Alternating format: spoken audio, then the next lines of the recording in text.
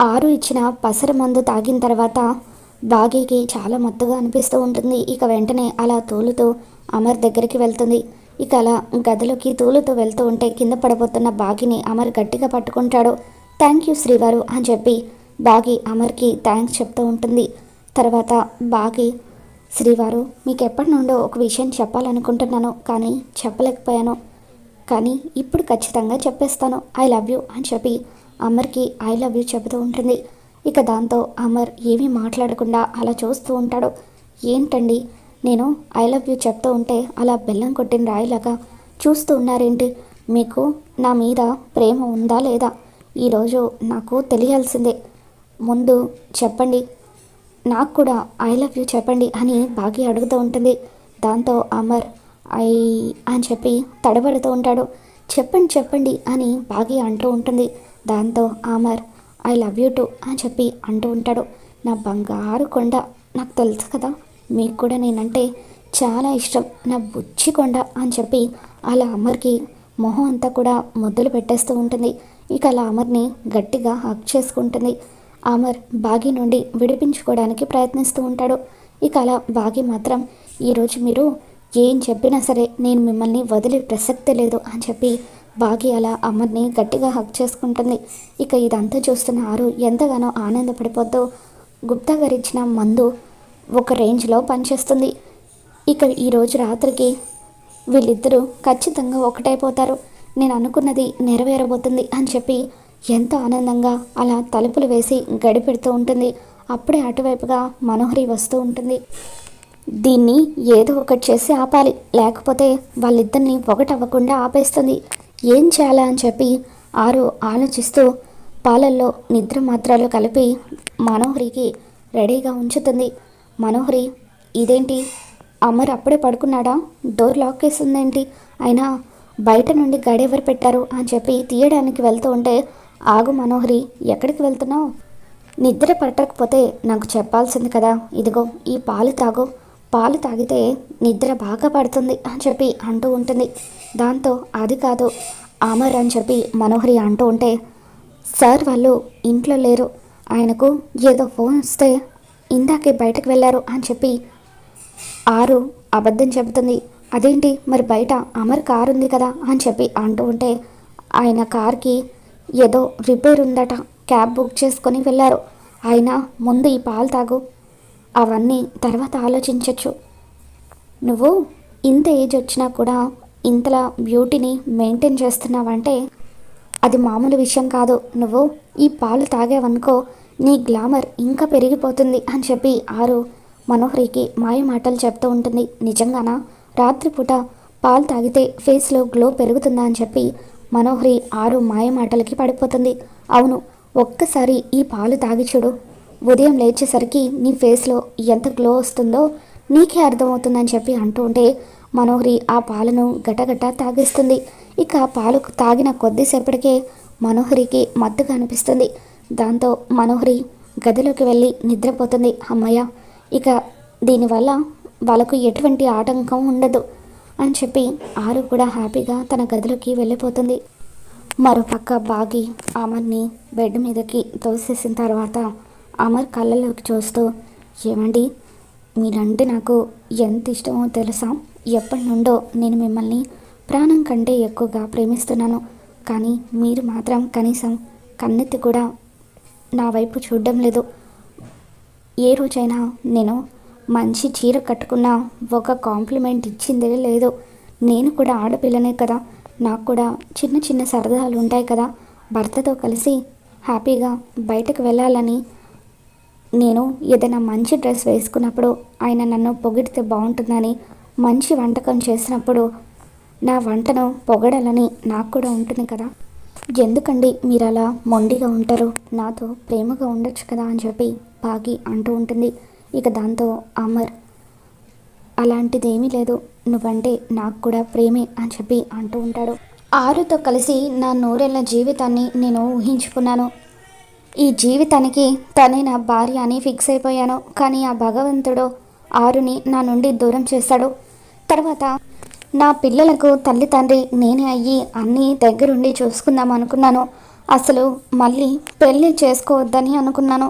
కానీ తప్పనిసరి పరిస్థితుల్లో మన ఇద్దరికీ పెళ్ళి జరిగిపోయింది. పెళ్ళి తర్వాత కూడా కేవలం నిన్ను ఈ ఇంటి కోడలుగా చూశాను. కానీ ఆ తర్వాత నువ్వు పిల్లల మీద చూపించే ప్రేమ వల్ల నిన్ను పిల్లలకు తల్లిగా చూశాను. నేను నిన్ను ప్రేమించకపోయినా, బాగా చూసుకోకపోయినా, పనిష్మెంట్లంటూ ఎంత ఇబ్బంది పెట్టినా సరే నువ్వు మాత్రం ఓపికతో అవన్నీ కూడా భరించావు. సహనంగా ఉంటూ నన్ను ఇంటిని జాగ్రత్తగా చూసుకుంటూ వచ్చావు. అలా నువ్వు ఈ ఇంటిని చూసుకుంటున్నప్పుడు నీలో నాకు ఆరు కనిపించింది. అలా నిన్ను కూడా నేను ప్రేమించడం మొదలుపెట్టాను.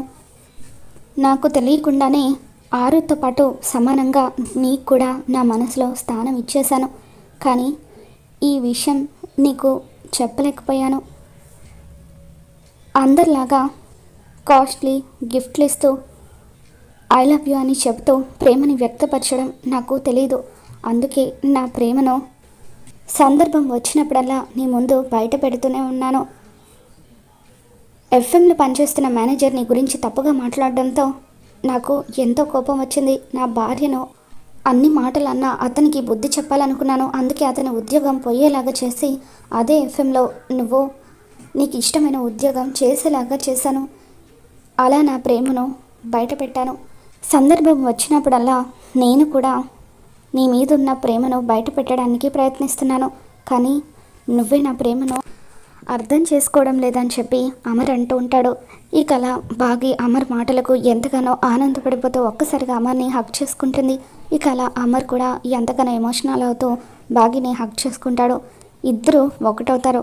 తర్వాత రోజు ఉదయాన్నే ఇక వాళ్ళిద్దరూ ఒకటయ్యారన్న విషయం తెలుసుకుని బాగి ఎంతగానో ఆనందపడిపోతూ అలా పరిగెత్తుకుంటూ ఆరు దగ్గరికి వస్తుంది. అక్క అంటూ ఎగిరి గంతులు వేస్తూ, నిన్న రాత్రి ఏం జరిగిందో తెలుసా? అసలు నువ్వు ఇచ్చిన పాలు తాగిన తర్వాత ఏం జరిగిందో తెలియదు.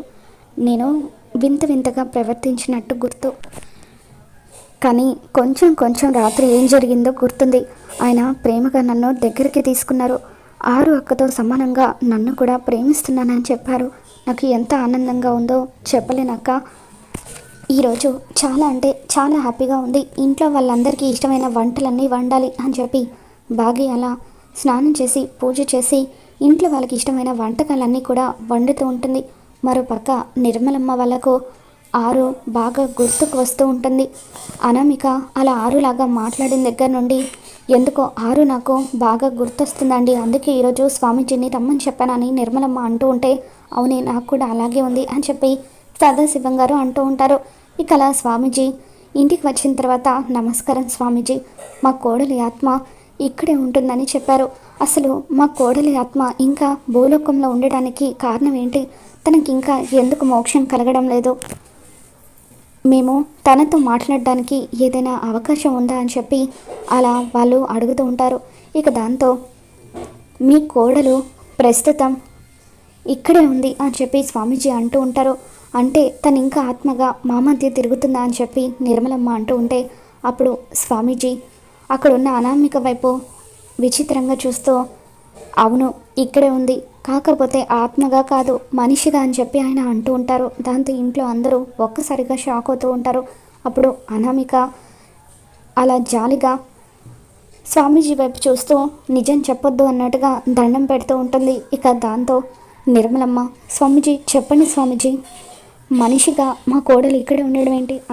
అంటే మా కోడలి ఆత్మ ఎవరి శరీరాన్నైనా ఆవహించిందా అని చెప్పి వాళ్ళు అడుగుతూ ఉంటారు.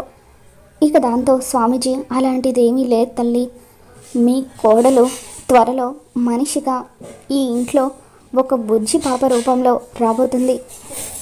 మీరు అరుంధతి చనిపోయిన తర్వాత బాగిని కోడలుగా చేసుకున్నారు. ఆ బాగీకి మీ అబ్బాయికి పెళ్లి జరిపించింది మీ కోడలే. మీ కోడలే దగ్గరుండి వాళ్ళిద్దరు పెళ్లి జరిపించింది. అలాగే వాళ్ళిద్దరూ ఒకటయ్యేలాగా చేసింది.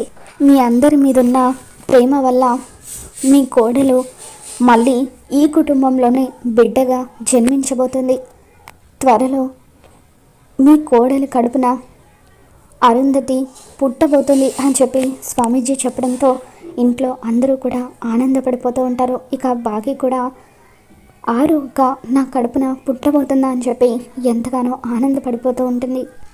నా కడుపున పుట్టబోతున్న ఆరు అక్క రూపం ఎలా ఉంటుందో ఇప్పటి వరకు చూడలేదు అని చెప్పి ఎలాగైనా సరే ఆరు అక్క ఫోటో చూడాలని స్వామీజీ అక్కడి నుండి వెళ్ళిపోయిన తర్వాత బాగి నిర్మలమ్మతో అత్తయ్య గారు అక్క నా కడుపున పుట్టబోతుందని స్వామీజీ చెప్పిన దగ్గర నుండి నాకు ఎంతో ఆనందంగా ఉంది.